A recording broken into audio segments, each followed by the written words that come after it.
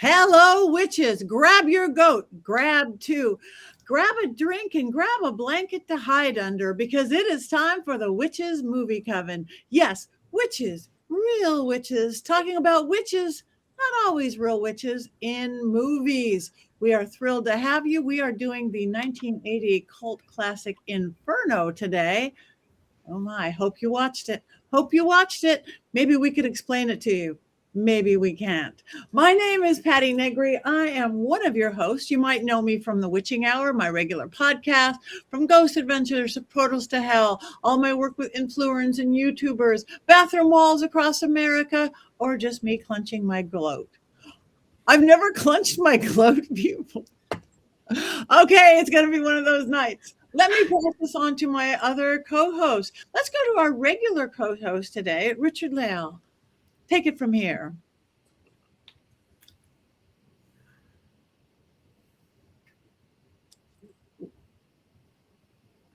We can't hear you. Now you can hear me because I had my mute button on. So yes, I am Richard-Lael. Richard-Lael is one name, not two names. If I were just Richard, I'd be that one. Yes, I'm a psychic medium. I used to be a psychic small, but gained some weight. You have also seen me on Ghost Adventures. You have seen me on University of Magicus. You have seen me here in New Orleans, where I do tarot readings and seances in my home. Thank you. So sleep with me, by the by. If you want to sleep with me, you can go right over here to this code right there. Join the coven. You can get my pillow. You can get our quotes. You can, at some point, you'll be able to get in Patty's panties again. But for right now, those are on back order. But join the coven right over there. Also, thank you for all the likes, the comments, the shares, the words. Thank you so much. We're actually reading all of your comments, but Tabitha is here, so she's not going to be able to respond as quickly as she would be normally. Yes. And speaking of Tabitha, she is one of our regular coven members, but she's usually behind the scenes in the chat room. But we have her live nationwide face up. Welcome, Tabitha. Hi, everyone. I am out of the comments and on the big screen tonight. And I'm happy to be with you. I am Tabitha Meadows. I am the music medium. I am also a psychic and witch, and I am super happy to be with you guys tonight. Thank you so much for having me on. We love you having here on this side. And you could see we do not have Jason today because he's watching some sporty game. We do not have Heather today because she's somewhere else. But they send their love and they want us. But we have one of our other favorite people, one of our regular guest hosts, the one and only Scarlett Amaris. Welcome, Scarlett. Thank you. Thank you. My name is Scarlett Amaris. I am a screen and television writer, soon to be novelist. And actually, I've written a couple novels, but I have another book coming out soon. And thrilled to be here because I love this movie. Okay, this movie, Inferno, like I said, it's 1980. Hopefully you guys watched it. But just in case, or even if you did watch it and have no idea, Richard-Lael, do you have an unbiased synopsis of this not-so-little film? I do. I'm going to let you in on a little secret. So I watched this film. I think I was the one that suggested it because I saw it on a TikTok thing. I'd never seen it before. So I watched it, and then I had to Google it to figure out what I watched. So this is what it said on Google, paraphrase. So a poet named Rose is living in New York, and she discovers a strange old book that indicates that there are three witches that control the lives of everyone on the planet. And their homes are New York City, in Germany, and in Rome. So she is certain that the clues that she has seen mean that the witch's house is her house, the apartment that she's staying in New York City. So she looks through the clues and she discovers that, in fact, her house is the witch's house. And she goes into the cellar where she finds a loose floorboard. She drops her key into a into a sunken ballroom that's somehow under the foundation. But anyway, she drops the key. She goes in to get the key. And then while she's under the water, a corpse rises up and scares her almost to death. But she escapes narrowly, but she still feels watched. So she sends a letter to her brother in Roma. Her brother is studying music in Roma. And as he reads the letter, he gets distracted by a beautiful young pupil and her pussy. She gets distracted by her, and she disappears immediately after the class. So he goes to find her, leaving the letter behind. Another classmate discovers the letter and reads it, and then goes to the library to find this certain book, and then she finds monsters. And then that's about all that I can remember, excepting for cats being swung by their tails and a man drowning and being eaten, devoured by rodents. But it's pretty. So good luck. That's about all I can remember. Thank you. That's probably more than I got out of it, I must say. I watched it, and I don't ever do this. I literally went to Chat GPT and go, what did I just watch? And I go, I think I missed something. And Chat literally said, no, you didn't miss it. Everybody misses it. It's a dream. But, there's probably more to it than that. And we know one person who really might know who it is, the one who loves this film. Let's move over to Scarlett Amaris. Do you want me to do the 5 things? Do I get to see Heather now? Okay. All right. Yes. I have to put the glasses on so I can read my terrible handwriting. Okay. Inferno 1980. We know that it's done by, let's do this so I don't get the glare, that by Dario Argento, supernatural horror film. Actually, the woman that you see in the beginning who does the diving sequence is not Rose. That's Irene Miracle, and she just is like the entrance into this film. I was at a party with her, must have been 20 years ago. It was a friend of mine, Amy Wallace, who's no longer with us. But Irene told me the story that when she went to audition for this role, that she didn't know who Dario was, and that she was, her agent sent her out for this. She's in the room, and Dario walks in, and in the 70s, he's got, that bowl cut practically. He walks right in, opens up her mouth, looks at her teeth, checks them out, doesn't say anything, and walks off. And that's it. And she calls her agent what the hell was that? And she was just whatever. I think she'd just come off of Midnight Express. And she'd just gotten, I think, the Golden Globe for best new upcoming, actor. But that was her audition with them. So that's Irene Miracle. You also have Lee McCloskey. I have a fun story about Lee, but I'll save that. Lee has a very interesting film career. He did a huge amount of television. He did a movie that I love called The Bermuda Depths. If you haven't seen it, it's so worth watching. It was a made-for-TV movie with Carl Weathers and Connie Selica. I am showing my age. And it's a supernatural film, even though it's a made-for-TV movie. And it has this terrifying, I must have been a child when I first saw it, this terrifying giant turtle that sinks the boat, and it has these glowing eyes. But it is very, very, very eerie. He was also on The Fall Guy, Love Boat, Dallas, Heart to Heart, Fantasy Island, General Hospital, and the list goes on and on and on. Lee has had the television career, and he's absolutely lovely. He's one of the nicest people.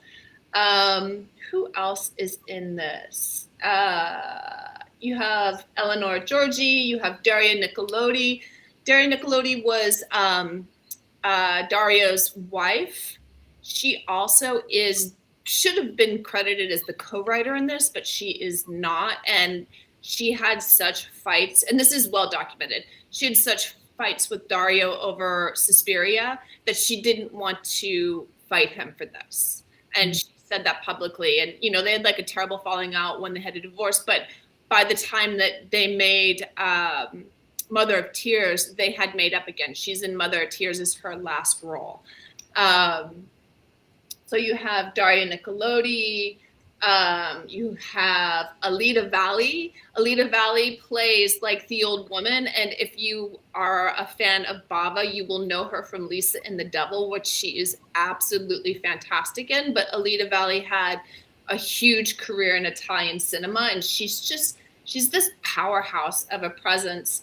And then you have Veronica Lazar, who is Mater Tenebrorum at the end.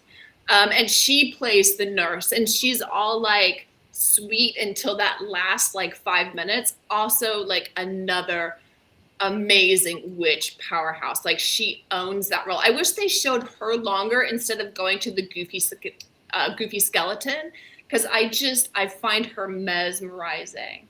And she made her debut in Bertolucci's Last Tango in Paris. Who else was in this? Hold on, I have more notes. Inferno happened because Suspiria was such a sleeper hit. Like they were not expecting it to be a big hit. It was budgeted at $3 million. It did not recoup. Most of its interiors were filmed in Rome. Some of the exteriors obviously are New York. I think we see Central Park too. And when Dario was filming this, he had a severe case of hepatitis. And it was so bad that he had to do part of the shoot on his back. And at one point he was hospitalized, and that's when Mario Bava had to take over. And Mario Bava was his mentor. And I'm sure you guys know Bava and have seen Bava movies. Like, yes, hello. Who doesn't love Black Sabbath? I mean, come on. And Bava really is the Italian master of horror. He really like started that genre. It is his. So Bava's fingerprints are all over this movie, and it's really kind of a love letter to Bava. And you see it in the lighting, you see it in the optical effects, you see it in the matte paintings. All of this is to Bava, and Bava actually carved some of the cityscapes, and those are carved out of milk cartons, and then covered with photographs. And so this film is part of Dario's Three Mothers trilogy, and this comes from Thomas de Quincey's Suspiria de Profundis. And it's part of a poem called Lavana and Our Lady of Sorrow, which is, if you haven't read it, is one of the most gorgeous pieces in the English language. Like, it's just stunning. It's one of my favorites.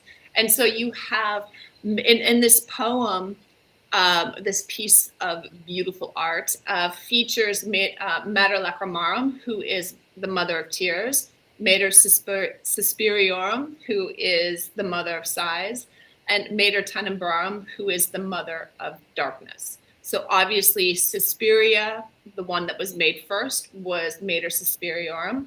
Inferno is Mater Tenebrorum, and Mother of Tears was Mater Lacrimarum.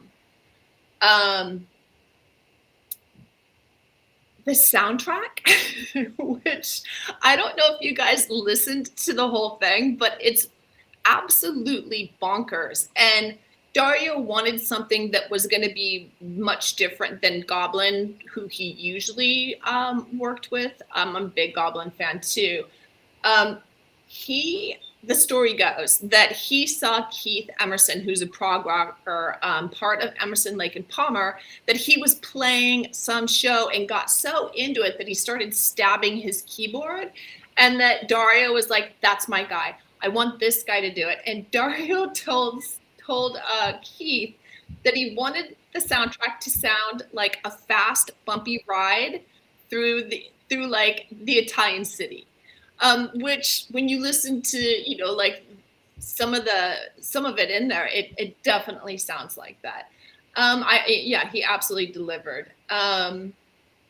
Inferno had a mixed reception. It really was not popular. It did not recoup, but in the interim, since then, it has become, amongst filmmakers and horror nerds, one of the most beloved supernatural horror films of the 80s. It had a limited theatrical release. But yeah, like I said, it is absolutely beloved now, again, amongst cinephiles. And that's as much as I have. Those are the 5+ things. Thank you. That was beautiful. I learned something always with this. I don't know who wants to start with this. I'll start. Okay. Because all of this talk about the Maters reminds me why the film didn't do very well, because nothing really maters. Nothing really maters to me. Aww. See? That is beautiful. I did want to say that you guys all know that I don't like animals getting hurt in movies. I don't like animals even getting looked at badly in movies. So almost every person I know who saw we were doing the Inferno warned me about a cat scene. So now cats are coming up all over the movie. I am hiding from half the movie. Like, okay, there's cats at the beginning. Okay. No, okay. Wait, no, there's cats over here. Now there's a girl with a cat. I had to hide from every damn cat scene, and there's a lot of cat scenes in the movie. So by the time we get to the cat scene I really needed to avoid, I was tired of, and it was, I'm not a hexer like Courtney. I need her to hex you, Richard-Lael. We watch that cat scene, you guys. Luckily, the guy gets his revenge, who does this most horrible things to the cutest little group of kittens you have ever seen in your life. But he gets his just desserts, I must say. But I mean, I really couldn't get past that, other than not understanding movie whatsoever. But it's a dream, as Scarlett was saying. If we don't look at it like it's a story we're going to tell, it was pretty, and I loved the opening scene. I loved the underwater scene with that girl. I was scared. I had the tension, everything that you want in that horror film. Is she going to get the key? Who's going to get her? Even before the dead body showed up, I thought, oh, this is going to be so beautiful. And again, it continued to be beautiful. I just didn't understand anything after that for the rest of the movie, except for I had to hide from cats. I had to hide from a lot of cats. And I forgot to mention that at the end, the whole thing gets burned down. So it starts off with water, and then it ends in almost a biblical fire.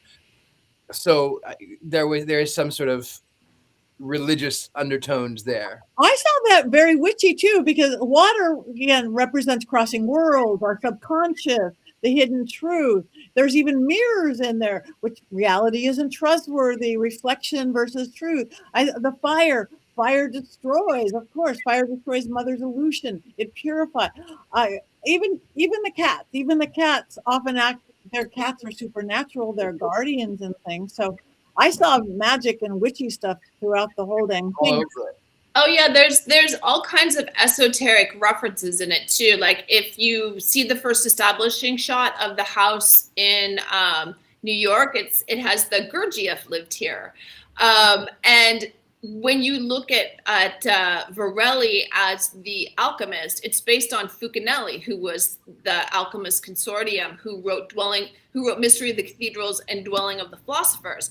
And they talk about in the film that they have the mothers have the 3 houses in Freiburg, in New York, and in Rome. And that one is the House of Peacocks and one is the House of Salamanders. And I've forgotten the third one. But in Dwellings of the Philosophers, they talk about the House of the Peacocks and they talk about the House of the Salamanders. So they are pulling from these, and and this is written back in the 70s. They don't have the access that we have to AI and to Google and whatever. Like this was stuff that was hidden and really hidden in the celluloid for a long time. That like me as a kid seeing this was like, Varelli, 3 mothers, Suspindia dip, what is all this stuff, and would go research it. And if you guys have already talked about Suspiria, but like in Suspiria, toward the end, like if you go and you look into the wallpaper, in the wallpaper is the names of the cherubim. You know, like they have like all these fun little esoteric things. These are deeply witchy films, even if I think they're, you know, they're dealing with the descent myths. Like everybody's always descending. Things are beneath our feet. Things are hiding below. Like it's all this like inner kind of trip, but very, very, very fascinating. And like I said, just absolutely riddled with esoteric kind of imagery and what'd you call that? Easter eggs? I guess Easter eggs. Mm-hmm. I can appreciate that the house was a sentient being. Not the house, the the apartments were a sentient being, and they also used wind quite a bit. Wind as the breath of the house, because you would see it moving and coming in, and you felt like, I felt like that house had it was a living being when I started putting the things those things together. And what was discombobulating about this is that the house kept moving on you, and it became this magical extension of the evil witch. It became the extension of her arm. I mean, if you live with something long enough, it's going to pick up your energy, and that's what this place did. It started becoming her. She had been in it for so long. She protected it for so long that it was becoming her, and it was also protecting her. And if it didn't like something, it would make sure that you were offed. A lot of the people who were taken out in this movie was partly due to the house. So I can really appreciate that about this movie, that they did make the house an extension of her. And even the fire scene that y'all were talking about, that happened to be an accident. And the last thing that you want to happen is your home, your protection to go away.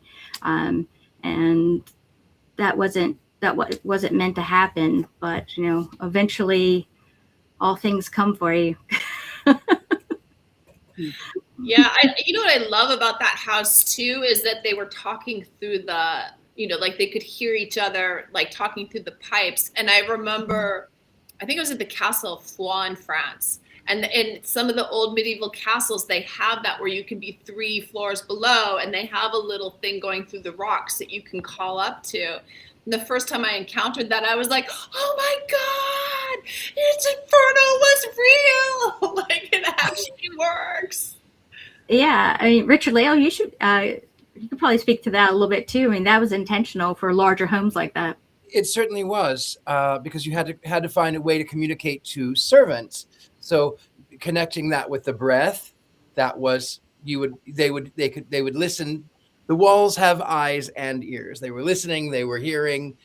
Absolutely. What I loved about this house, this apartment building as well, is that I love that central tower which rises up. It looks like it's got almost like pyramid shape, like pointing to the top. I love that it's got this sort of castle-like entrance door, and then what I really loved is that it kind of reminded me of the fun houses that you would go to.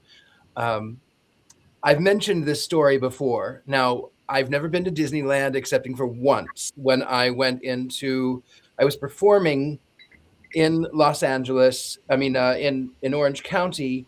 What is that one?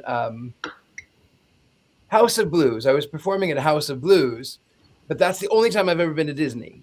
However, I always loved the Haunted Mansion, but before that, we lived near Branson, Missouri. So my parents, when I was about 2 or 3, took me to Branson, and there was Grandpa's house, which was a knockoff of the Haunted Mansion, and you'd have the Pepper's Ghost, where you would look through and you would see someone, and then you would walk and you wouldn't see someone, and there was a room that was upside down.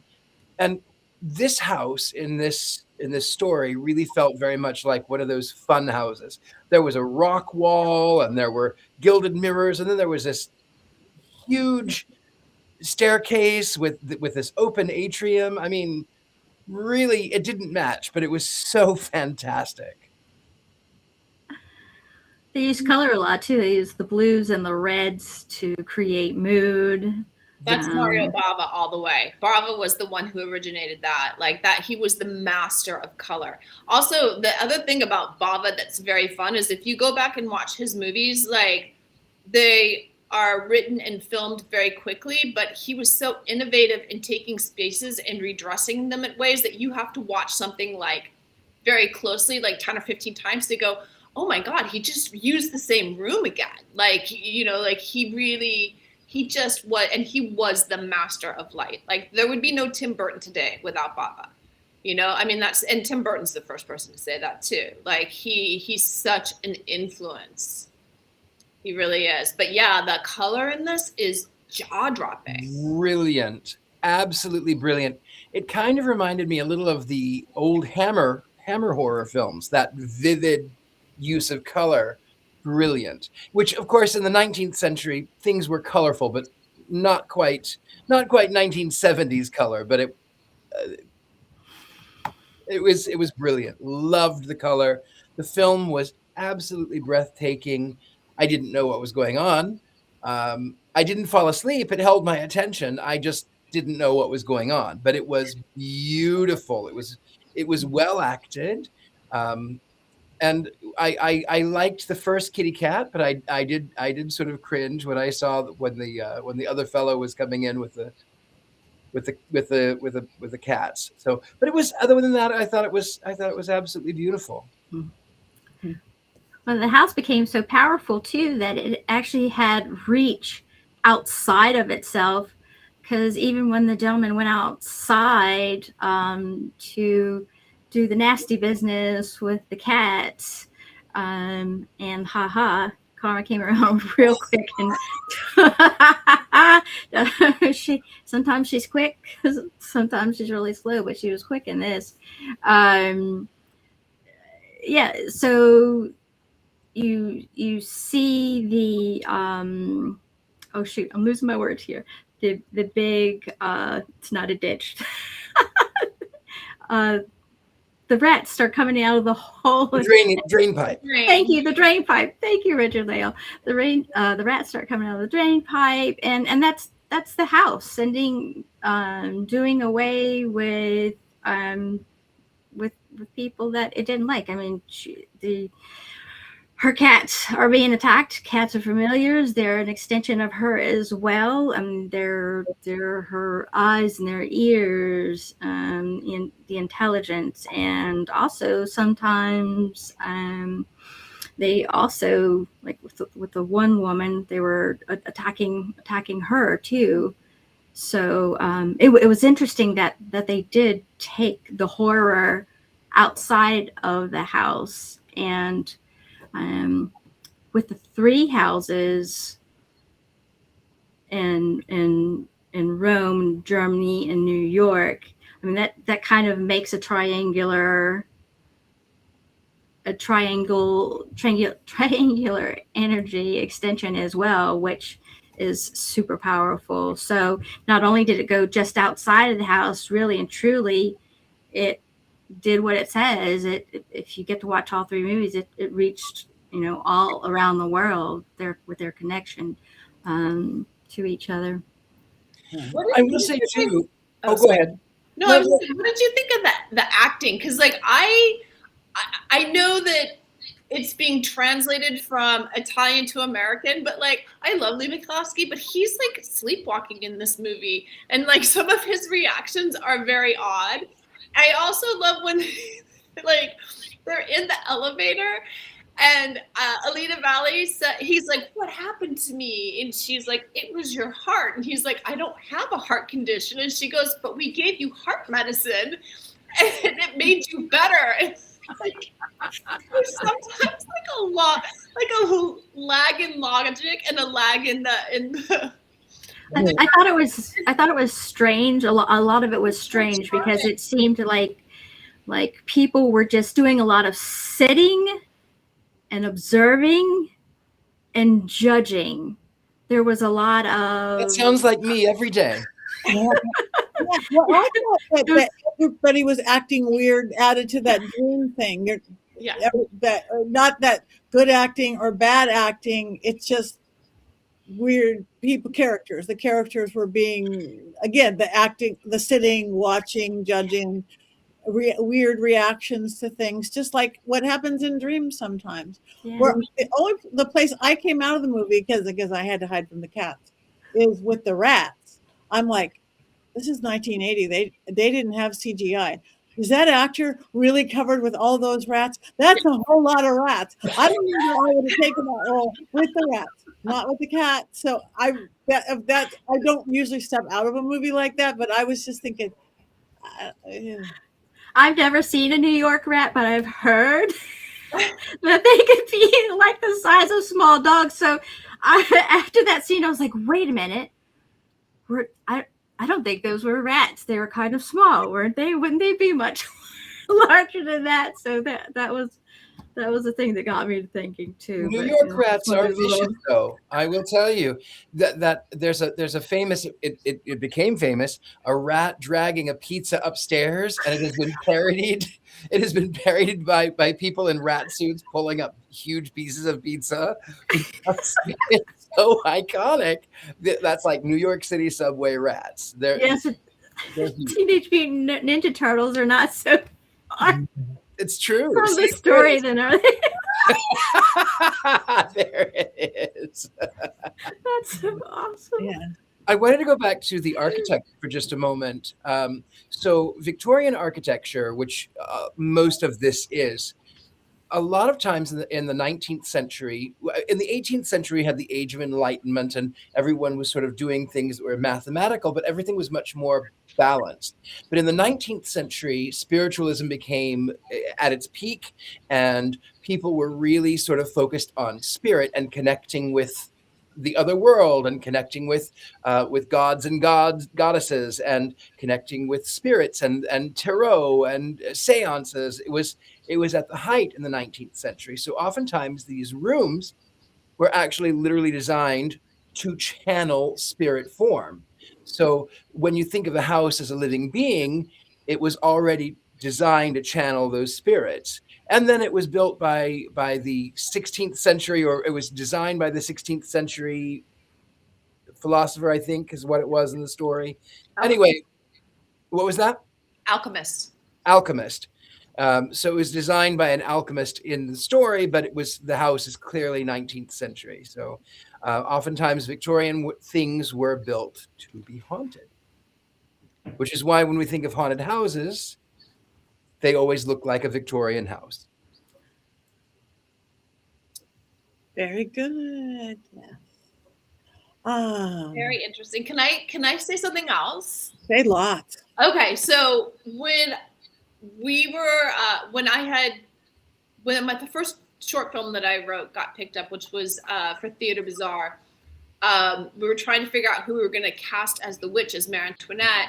And I really wanted Ania Peroni, but we just saw the picture of her. She is Mater Lacrimorum in the beginning with the cat, because she's just so, yes, there she is. She's so arresting looking,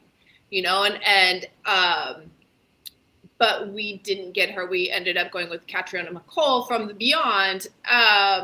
But it's very interesting too. So after that all went down, we were talking about what happened to Lee McCloskey. Like, he had this big television career, and I had come out to LA to see my family. And then this is when I was still in Europe, and a friend of mine was like, "Oh, I'm going to Lee McCloskey's house." And I was like, "Well, can I go with you?" And she was like, "Sure." So she was going there to do a talk, and it turns out that Lee is like a painter and a philosopher, and he's painted his whole study. He took me on a whole tour, but it's called The Hieroglyph of the Human Soul. and he's very into metaphysical stuff. He gave me, wait, I'll have to cover the breasts, but he gave me a picture of his Lilith, who he has painted, and he has Eve. I mean, he has like this whole huge metaphysical thing in his house, and they still, like, him and his wife Connie, like, host sound baths and breath work, and they host I forget the guy's name. It's Lord something, who is the guy on Instagram Reels who will be like, who has the dreads, and he's really old in his like Italian like palazzo, and he'll be like, when I was hanging out with Mick Jagger, you know, but like he's always over there. But it's amazing. Like, he's deeply, deeply into the esoteric, which, you know, was not something that I was expecting at all. Just and an absolutely lovely and fascinating man. And I felt a little bad being like, I know you from Inferno, you know, like, and he was telling me that like he had to do his own stunts on Inferno. There was no stuntman. The stuntman broke his leg. So yeah, he was in there with all that fire, which is crazy. Like, that would not happen in this day and age. Wow. Yeah. Rats and fire. Wow.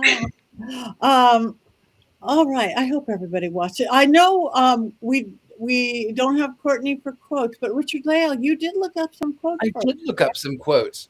So I had to look them up because I couldn't remember any of them. But here we go. Some quotes. The nurse: you can't leave. Your journey has come to an end. Everything around you will become dark. Ominous warning to Mark Elliott.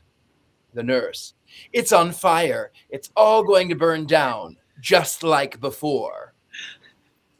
Kazanian: there are mysterious parts in that book, but the only true mystery is that our very lives are governed by dead people. I think that's the only three I have. I love that quote so much. Our lives are governed by dead people. I do love that. That's a great quote. And Scarlett, did you have some too, or? No, that is actually a quote that I like borrow from the movie all the time. It's just I can't remember it verbatim. I'd have to go look it up. But yeah, and it's just like the secret is beneath the soles of your feet.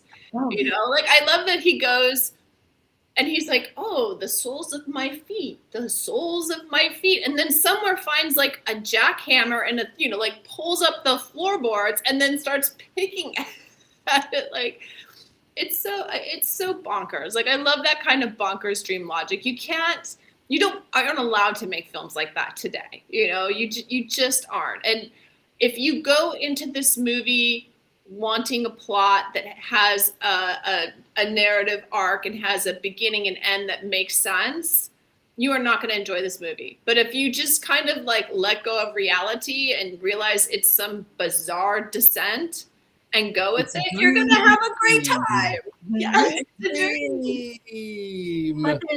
But there's not there is the dreamlike quality of the movie. However, there is realism in that. You know, the key being under your feet.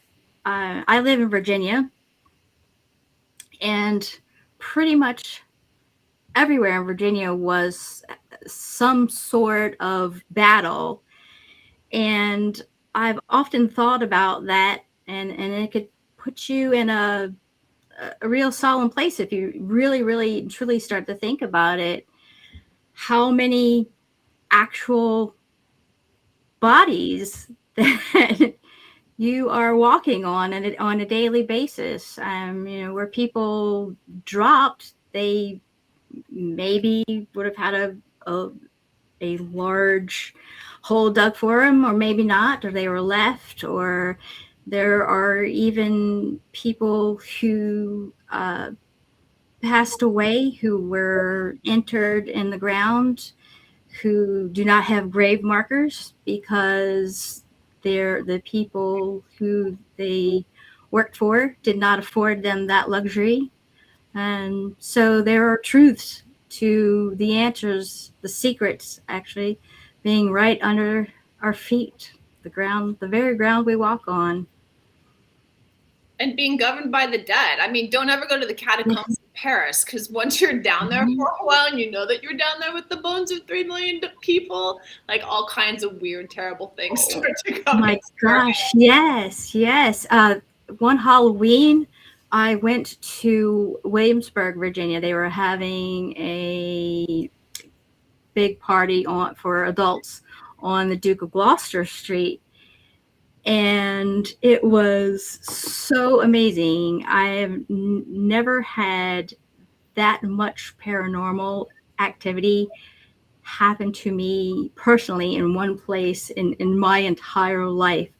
All night, my hair was being pulled, and I would turn around and, I would confront people because I had to ask, did you pull my hair? Did you do that? And also when we were walking back to our hotel, I had a person walking in front of me, and they were about 6 feet in front of me. And I had a person in back of me, and it was a lady who I didn't know, and she was about 6 to 10 feet behind me. And I had a spirit, something that you could not see, placed 3 fingers on my shoulder to grab me, and I felt it, but I also felt the hey, like, hey miss, and it was like this whole flirtatious thing the whole night, and it was wild. So the dead do rule. You just and they are below our feet. Since I spent my life traveling to very dark and spooky places, literally 3 days ago, I was not at a big place, but Goatman's Bridge in Texas, where had been like lynching and Ku Klux Klan. You felt the sadness. You felt the families that were there.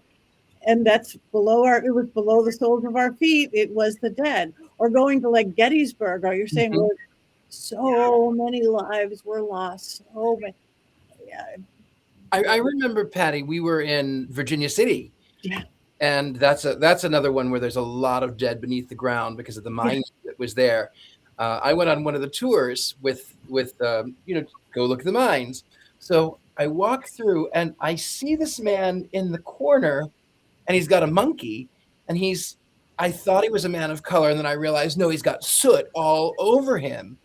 And he had this monkey. And I asked the tour guide, I said, what's with the guy with the monkey? And he goes, I'll tell you later. After everyone leaves, I'll tell you later. So as it turns out, this man had dynamite was fairly new. And he said, oh, it's perfectly safe. Everything is fine. And he would sleep with it under his bed. Well, the monkey got under the bed and started playing with the dynamite sticks and blew them all up. Wow. So the dead really were under the feet. And that was the key, is the dead do govern us.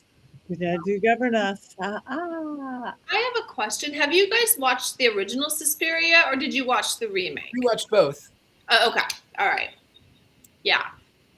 Because that also, features a house, although it's a dance academy, but that's another very sentient building, which I think is a beautifully lit sentient building that plays so well into this, which unfortunately the third movie does not. Third movie's kind of a disaster, but it was filmed a lot later too. But yeah, I mean, just to bring it back to that, because between the lighting and the architecture and the way that they just are like, oh, I'm going to pull a board here, or I'm going to fall out of this. Like there's a great move when Rose is being, I think it's either Rose or Sarah in the beginning, is being killed, and you see her face press through the wall very lightly, and then it goes back, and then all of a sudden the hands come through and rip it down. And it's such an easy thing to do, but it's so effective. Like and there's a lot of that in there. Like there's just a lot of very clever, effective kind of things. Yeah, very spooky. Yes. Okay, I don't know. Is there anything else to say about this movie, or are we up to wandsing up and wandsing down? let me put my goats aside. Oh, I don't know. All right, you guys in the chat room, we appreciate everything. We are watching what you do, what you reminds us of, everything that you're saying. So keep in the chat room. Now, wands up, wands down. Where are we going to do with the movie?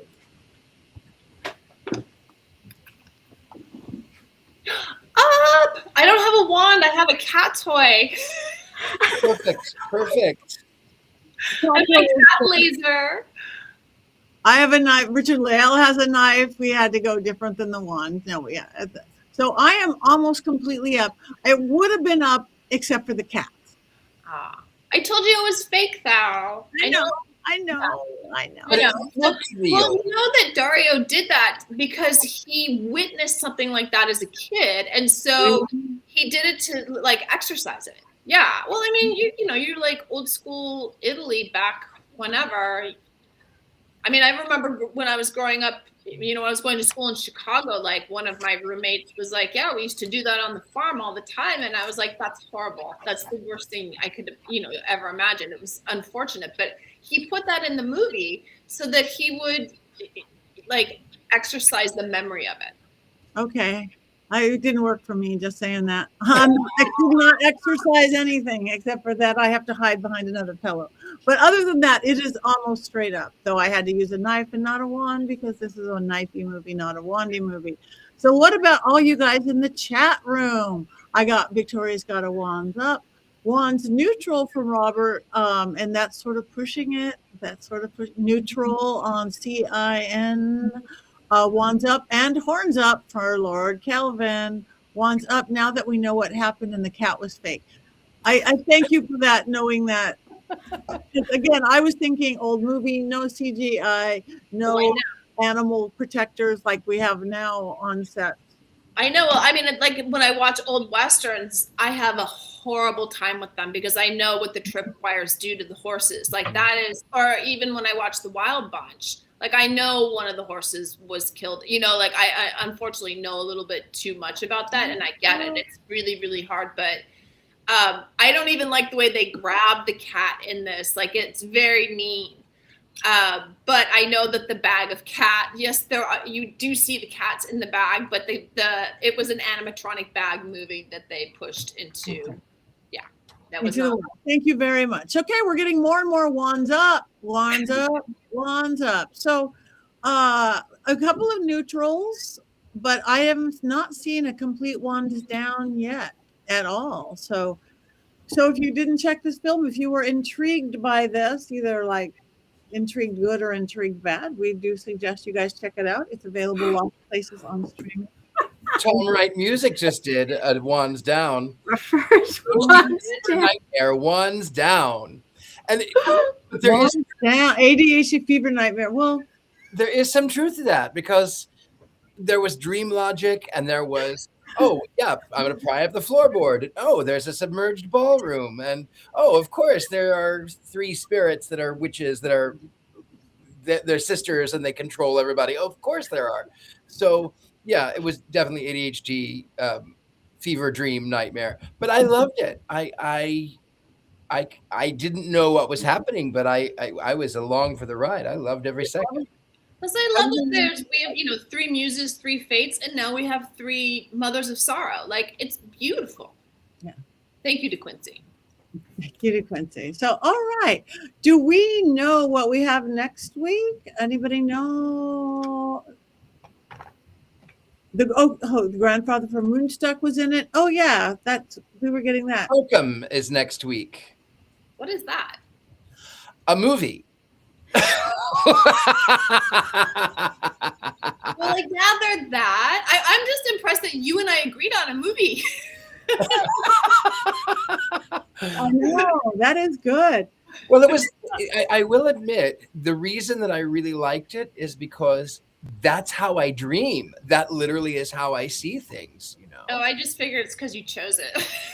Well, I did choose it, but I'd never watched it before, but it was really very much like a dream world. Like, for instance, the other day, I was on one of those penny farthing bicycles, and I went down this corridor, and then I stopped into a convenience store to get something, and then instead of I was being pursued by someone I couldn't see.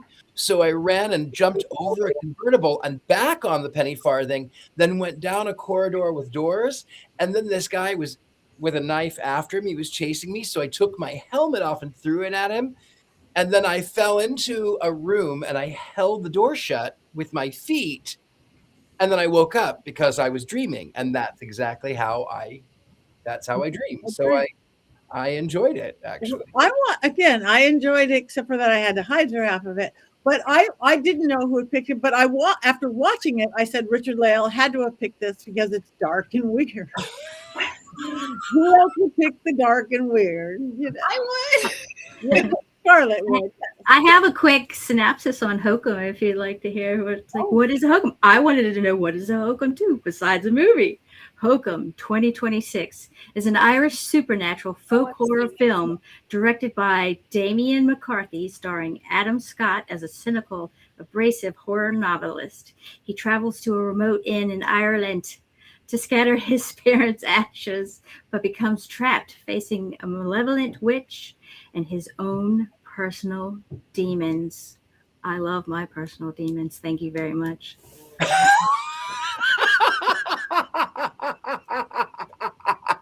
Come on, you guys, do your best Dario. The best Dario. Is that Dario or the Scream? Or Home Alone. Or Home Alone. It's all of the above. Yeah. Okay. Well, we have a few minutes left to talk about. Anybody have any? Again, everybody watch Hokum. We are going to watch Hokum. We were possibly going to have Courtney just peek in to give us a count on how many lizards she has now, but she's probably still counting them because she has so many, because she went to a lizard party. We were going to have Jason maybe stick his head in, depending on how America was doing in the sports games, but he hasn't. Perhaps America's not doing well. And Heather never said she was going to check in. She's got family stuff. So, but I guess they didn't. So I think America's losing. No, I don't. The game. We have way too many lizards to check in, and we're all going to watch Hokum for next week. Anybody have anything? Oh, go on. Well, sorry. Well, I would like to say that if everybody'd like to come on over to Facebook, we have more of a presence on Facebook now, and we have lots of trivia and different things about movies and movie recommendations, and we are really starting a good community there, and we'd like for y'all to participate. And we're here. We will talk to you. We'll answer you back. So we're not just here on Wednesday nights. We're actually with you 7 days a week if you'd like to talk to us over there. So yeah, come on, like us and follow us and subscribe to us everywhere. Yes, and come to Mass Paracon. Because several of us may be at Mass Paracon is what I am hearing. There's lots of beautiful Paracons coming up. Many of us will be at, but Mass Paracon, I think several of us will be at. So check it out. Go to our websites, like I was saying. Go follow our social medias for all of us. It means the world to us. And yes, Witches Movie Coven does have an Instagram page and does have a Facebook presence. I've got lots of things. I'm home for a couple of weeks, which is really great because I haven't been in a while. I've got Arkansas coming up at the last couple of weeks. We miss you too, Lord Coven. We are glad that you are here. I've got New Orleans coming up in a couple of weeks. I've got all sorts of fun things, and I've got to see Richard-Lael. I'm coming to New Orleans. Mm-hmm. Can't wait. I want to go. You should go. I'll go everywhere. And you guys still want to do, will you guys come? We want to do a Witches Coven live thing. Maybe a screening somewhere. We don't know. Maybe at one of these big convention events. Maybe our own event. We don't know where, since we are all scattered all over the country and beyond. But would all you guys watching come see us live somewhere at one? Oh, that would be fun. Yeah. They might see us live, but we are ruled by the dead. Yes. Below our souls of our feet. Yes, we are. So check us out and come to everything. And we still have 5 minutes left. Oh, can I talk about something that I'm doing? We would love that. Okay, I just wanted to say that I am continuing to do my online esoteric salon 10:30 Mondays Pacific time, which is through the Crooked Path. But we just did like a whole, well, actually we're doing the last of the first series, but I'm going to do a whole series on the descent goddesses. So it's going to be like Inanna, Ereshkigal. We're going to go through another death and resurrection show, but with the ladies this time. So if anybody is interested, it's always 10:30 a.m. Pacific Standard Time. You can find out about it at the Crooked Path. I think, sorry about that. That was me. I updated my browser and I can't figure out how to not get it to do this. So I'm just going to turn it off. But anyway, and I think, Tabitha, you did a couple of them. So it's like we do a mixture of the mythology and then the psychology and talking about sovereignty and kind of like the inner gaze of all of them. And then we do a guided visualization. So if anybody's interested in that, like I was only going to do a short series of it, but it ended up being so interesting and fun that I've decided to extend it over the summer. Oh yeah, I give it 5 stars too. 1 million stars. The guided walkthrough is so amazing, and I got so much out of it. And I'm so glad that I showed up to learn from you. Oh, it was so wonderful. So I highly recommend it. Get signed up, folks. You're gonna love it too. You'll have your own amazing experience. Thank you. Thank you. Okay, so I was wrong. USA is ahead right now. Maybe Jason didn't because he's in the midst of it. USA 2-0 in the World Cup. Yay, sports ball. Yes. Sports thing going on. The sports thing. Yay. Richard-Lael, anything? I'm here for a while, but I'm really easy to find. thegentlemanpsychic.com. Also, you can find me here. I ask around. Oh, you can find me. Also, go to Join the Coven. You can buy some of my artwork. These are from Scared and Alone. Another show that we do that has been on hiatus. I have postcards. Oh yeah, postcards too. They are. But no, I mean, I have Scared and Alone postcards. I don't do anything with. We need it back. We do. That back. We do. It's such a great show. It really is. Opposite for anybody. If you go back to that picture of my paintings, well, you can go there to Scared and Alone. If you go back to the picture of my paintings, if you look at that tower in the center, kind of looks like tonight's movie, doesn't it? It does. It does. It's see your dream paintings, Richard-Lael. A lot of those places were sentient themselves. If you go back through and listen to us talk about those places, more experiencing the dead. There's some pretty amazing shows, especially that one where Courtney got taken over at the Axe Murder House. Axe Murder House. Yes. So if you have ideas where we should go next, you can message here. You can message us on Facebook. You can message Scared and Alone. You can message Witches Movie Coven. Where should we investigate? Right here. You can send to right there. Yes. And if you've watched all the ghost shows that like Richard-Lael and I do, there is a whole team in the scary haunted place.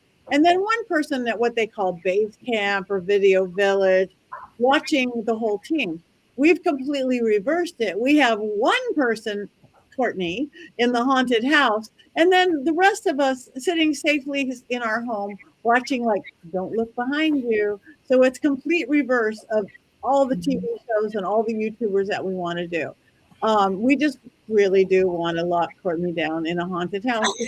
What did she do to you? Oh, she likes it. She likes it. She has the best scream too. And besides, nobody would care if I were in a haunted house because I'd sit down and have a conversation with them. Exactly. Nobody gets Hi, how's it going? You all right? Oh yeah, I like your dress. Yeah. So you guys, okay, we bring back. We'll have to have a petition. Bring back Scared and Alone. So many Yes. places that we can go. And now, just we have to figure out if we have to make lizard allowances for Courtney that she has to have babies. Tiny backpacks. Lizard allowance is going with how many she has. Mother of lizards. We have made it through the time. We have made it now. So you guys, again, like us, follow us, go to Mystery Control, buy some merch, buy the pillows. Can't buy the panties, but you could buy a t-shirt, you could buy a hoodie, you could buy a cloak, you could buy a cup. Oh my gosh, I have a brand new cup and I didn't even have it. I'll have it next week. So we have one more thing to do because we are witches. So you guys we want to see you. We could see you. We have a Ring doorbell on the camera. We could see you. We I remote view so I can see you. Haha. yeah. 1, 2, 3. Here we go, witches.